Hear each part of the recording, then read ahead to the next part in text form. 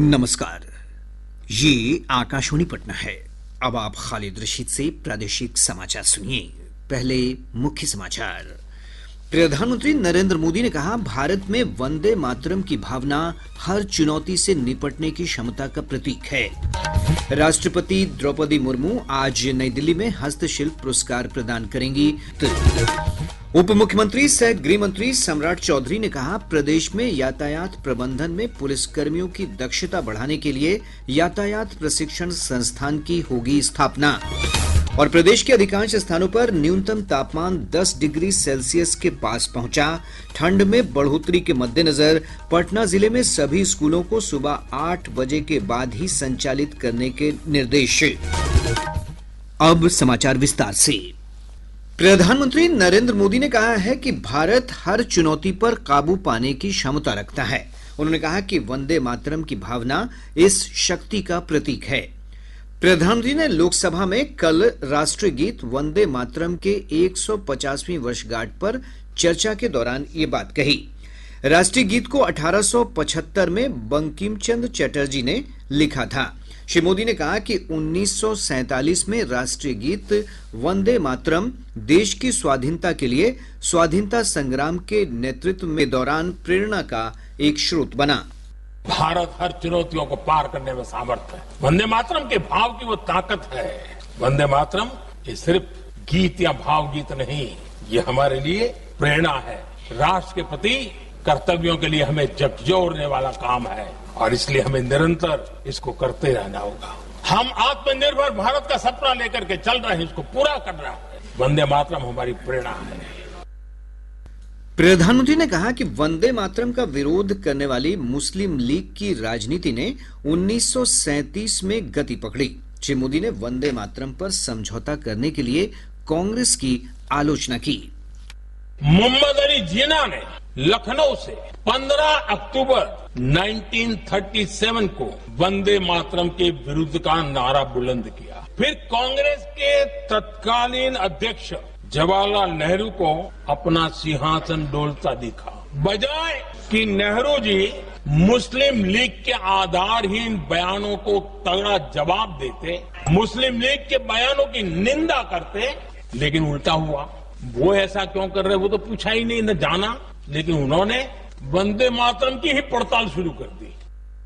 इस विशेष चर्चा में भाग लेते हुए रक्षा मंत्री राजनाथ सिंह ने कहा कि वंदे मातरम देश के वर्तमान, भूत और भविष्य का एक हिस्सा है।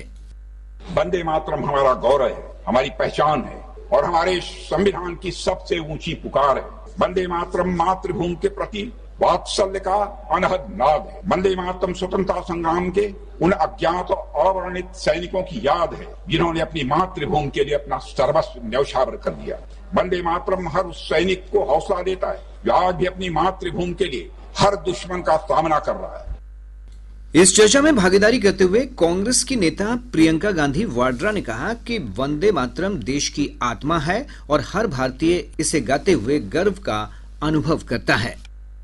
आज भी सरहद पर जवान जब दुश्मन का सामना करता है तो उसकी छाती में वंदे मातरम गूंजता है। जब हमारा खिलाड़ी अंतर्राष्ट्रीय खेलों में जाता है तो उसके दिल की धड़कन में वंदे मातरम होता है। आज भी इस देश के करोड़ों देशवासी राष्ट्र ध्वज को फहराते हुए देखते हैं तो उनकी जबान पर वंदे मातरम आता है। जनता दल यूनाइटेड के देवेश चंद्र ठाकुर ने कहा कि वंदे मातरम सिर्फ एक गीत नहीं बल्कि जागृति के लिए एक राष्ट्रीय आह्वान है। तेलुगु देशम पार्टी की डॉक्टर बायरेड्डी शबरी ने कहा कि वंदे मातरम एक शाश्वत गीत है और ये देश के साहस, आशा और सामूहिक चेतना का प्रतिनिधित्व करता है।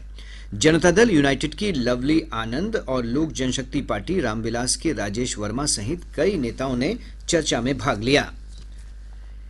लोकसभा अध्यक्ष ओम बिरला ने कहा कि कुल 66 सदस्यों ने बहस में भाग लिया। उन्होंने कहा कि पूरे देश ने देखा कि कैसे सदन में सभी लोग आधी रात तक वंदे मातरम पर चर्चा के लिए एक साथ आए।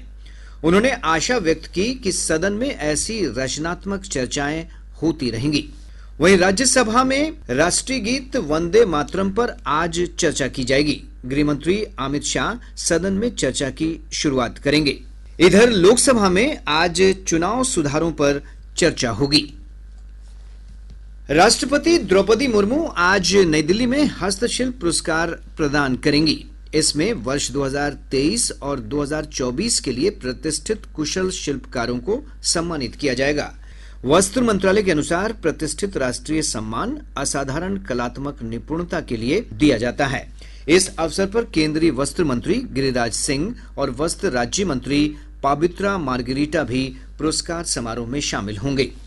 राष्ट्रीय हस्तशिल्प सप्ताह के हिस्से के रूप में देश भर के उत्कृष्ट मास्टर शिल्पकारों को सम्मानित करने के लिए वर्ष 2023 और 2024 के लिए हस्तशिल्प पुरस्कार आज प्रदान किए जाएंगे। इन सम्मानों में प्रतिष्ठित शिल्प गुरु पुरस्कार और राष्ट्रीय पुरस्कार शामिल हैं। दोनों वर्षों में 6 कारीगरों को शिल्प गुरु पुरस्कार मिलेंगे, जबकि 18 शिल्पकारों को राष्ट्रीय पुरस्कार दिए जाएंगे। 2002 में स्थापित शिल्प गुरु पुरस्कार हस्तशिल्प क्षेत्र में सर्वोच्च मान्यता का प्रतिनिधित्व करते हैं और उन कारीगरों को दिए जाते हैं जिन्होंने भारत की शिल्प परंपराओं को संरक्षित करने में असाधारण कौशल, नवाचार और योगदान का प्रदर्शन किया है। प्रतिवर्ष 8 से 14 दिसंबर तक मनाया जाने वाला राष्ट्रीय हस्तशिल्प सप्ताह देश के कारीगर समुदाय का उत्सव मनाता है। प्रिया मंडल की रिपोर्ट के साथ समाचार कक्ष से मनोज। राष्ट्रीय जनतांत्रिक गठबंधन एनडीए के संसदीय दल की आज नई दिल्ली में बैठक होगी। ये बैठक संसद पुस्तकालय भवन में होगी। लोकसभा और राज्यसभा के सभी एनडीए सदस्यों को बैठक में मौजूद रहने का निर्देश दिया गया है। प्रादेशिक समाचार आप आकाशवाणी पटना से सुन रहे हैं। ताजा समाचारों के लिए आप हमारे एक्स हैंडल AIR_News_पटना पर जा सकते हैं। केंद्रीय नागरिक उड्डयन मंत्री राममोहन नायडू ने कहा है कि वर्तमान के हवाई संकट के लिए इंडिगो पूरी तरह जिम्मेदार है और वो अपने कर्तव्यों का पालन करने में विफल रही है। डीडी न्यूज से विशेष बातचीत में श्री नायडू ने कहा कि सरकार पर कोई दबाव नहीं है और उसने हमेशा सभी एयरलाइनों के साथ समान व्यवहार किया है।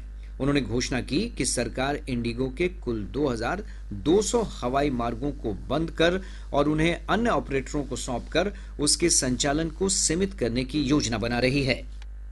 और सेफ्टी की जब बात आती है तो सेफ्टी टॉप मोस्ट प्रायोरिटी रहती है और कभी कभी हो सकता है सेफ्टी के सेंस में हमें कुछ निर्णय लेना पड़े तो उसका भी रेस्पेक्ट यात्रियों को करना पड़ेगा, क्योंकि safety is of the utmost priority. ये एक जो इंसिडेंट हुआ हमारे एविएशन को या फिर हमारे एविएशन की जो शक्ति है या फिर हमारे पैसेंजर की जो क्षमता है उसको कनेक्ट ना करें, वो एकदम बहुत मजबूत है। उन्होंने यात्रियों को आश्वासन दिया है कि कोई समस्या आगे नहीं होगी और सरकार उचित और सुरक्षित संचालन के लिए पूरी निगरानी रखेगी। इधर नागरिक उड्डयन सचिव समीर कुमार सिन्हा ने कहा है कि इंडिगो ने पिछले 24 घंटों के दौरान 1800 से ज्यादा उड़ानें संचालित की, जो उसकी सामान्य स्थिति के करीब है। वहीं इंडिगो ने पटना एयरपोर्ट से आज अपनी 24 उड़ानों को रद्द कर दिया है। इनमें सबसे अधिक पटना से हैदराबाद की उड़ानें शामिल हैं। इसके साथ ही दिल्ली की 3, बेंगलुरु की 2, चेन्नई, गाजियाबाद और कोलकाता की 1-1 जोड़ी सेवाएं भी रद्द रहेंगी। यातायात प्रबंधन में पुलिसकर्मियों की दक्षता बढ़ाने के लिए राज्य में यातायात प्रशिक्षण संस्थान की स्थापना होगी। उप मुख्यमंत्री सह गृह मंत्री सम्राट चौधरी ने प्रदेश की यातायात व्यवस्था दुरुस्त किए जाने को लेकर एक उच्च स्तरीय बैठक के बाद ये घोषणा की। बैठक में उप मुख्यमंत्री ने यातायात प्रबंधन की समीक्षा करते हुए यातायात नियमों का उल्लंघन करने वालों पर सख्त कार्रवाई के निर्देश दिए। श्री चौधरी ने अवैध पार्किंग की समस्या से निपटने के लिए विभागीय क्रेन के साथ निजी क्रेन लगाने को भी कहा है। उप मुख्यमंत्री ने रेलवे स्टेशनों के बाहर, व्यस्त चौराहों और जाम वाली जगहों पर यातायात प्रबंधन के लिए कमांड एंड कंट्रोल सेंटर स्थापित करने का भी निर्देश दिया। प्रदेश के अधिकतर हिस्सों में ठंड में बढ़ोतरी हुई है। अधिकांश स्थानों का न्यूनतम तापमान 10 डिग्री सेल्सियस के आसपास दर्ज किया गया है। पिछले 24 घंटों के दौरान 7.6 डिग्री सेल्सियस न्यूनतम तापमान के साथ भागलपुर जिले का सबौर सबसे ठंडा स्थान रहा, जबकि पूर्णिया में 400 मीटर सबसे कम दृश्यता रिकॉर्ड की गई। मौसम पूर्वानुमान में कहा गया है कि अगले 3 से 4 दिनों के दौरान न्यूनतम तापमान में कोई विशेष परिवर्तन नहीं होगा। वहीं सुबह के समय कुछ स्थानों पर हल्के से मध्यम स्तर का कोहरा छाए रहने की संभावना है।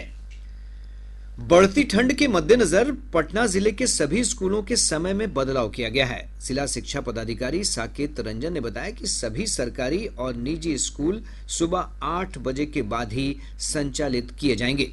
इस संबंध में जिले के सभी सरकारी विद्यालय के प्राचार्य, प्रभारी प्राचार्य और निजी विद्यालय के संचालकों को पत्र जारी किया गया है। बिहार विद्यालय परीक्षा समिति प्रमाण पत्रों की जांच ऑनलाइन करेगा। बोर्ड के अनुसार अगले वर्ष से यह व्यवस्था लागू कर दी जाएगी। अब तक ये प्रक्रिया पूरी तरह ऑफलाइन थी।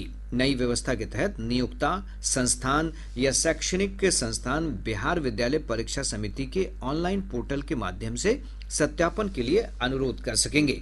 अनुरोध प्राप्त होने के बाद बोर्ड डिजिटल माध्यम से सत्यापन की प्रक्रिया पूरी कर पुष्टि करेगा। प्रदेश के 31 जिलों में 14 से 18 दिसंबर तक पल्स पोलियो राष्ट्रीय टीकाकरण अभियान चलाया जाएगा। स्वास्थ्य मंत्री मंगल पांडे ने बताया कि बांका, किशनगंज, मधेपुरा, पूर्णिया, रोहतास, शेखपुरा और शिवहर जिले को छोड़कर शेष जिलों में 5 वर्ष तक के प्रत्येक बच्चे को पोलियो की दवा पिलाई जाएगी। अररिया जिले के बसमतिया थाना क्षेत्र से स्थानीय पुलिस और एसएसबी की 56वीं बटालियन की टीम ने 20 किलो से अधिक गांजा, नेपाली शराब और हथियार के साथ एक तस्कर को गिरफ्तार किया है। वहीं जिले के रानीगंज थाना क्षेत्र अंतर्गत खरसाही से हथियार के साथ वीडियो बनाने के मामले के आरोपी सुनील बहारदार को गिरफ्तार कर लिया गया। अब पटना से प्रकाशित प्रमुख समाचार पत्रों की सुर्खियां। आज के सभी समाचार पत्रों ने अलग अलग खबरों को प्रमुखता से प्रकाशित किया है। हिंदुस्तान ने मुख्यमंत्री नीतीश कुमार के हवाले से लिखा है, बक्सर के नावानगर औद्योगिक क्षेत्र का विस्तार होगा। दैनिक जागरण की बड़ी खबर है, कई विभागों के सचिव और 13 जिलों के डीएम बदले। दैनिक भास्कर लिखता है, राज्य का पहला ट्रैफिक ट्रेनिंग इंस्टीट्यूट पटना में खुलेगा।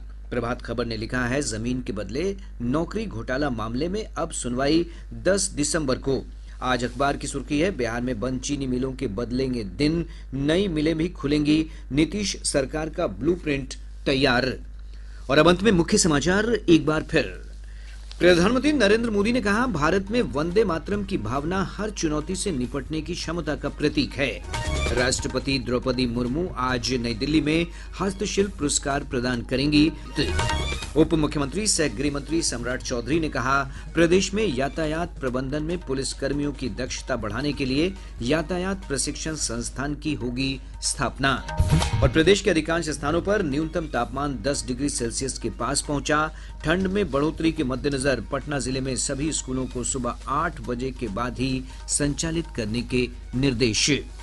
इसके साथ ही आकाशवाणी पटना से प्रसारित प्रादेशिक समाचार का ये अंक समाप्त हुआ। आकाशवाणी पटना से अगला समाचार बुलेटिन दोपहर 2 बजे प्रसारित किया जाएगा। नमस्कार।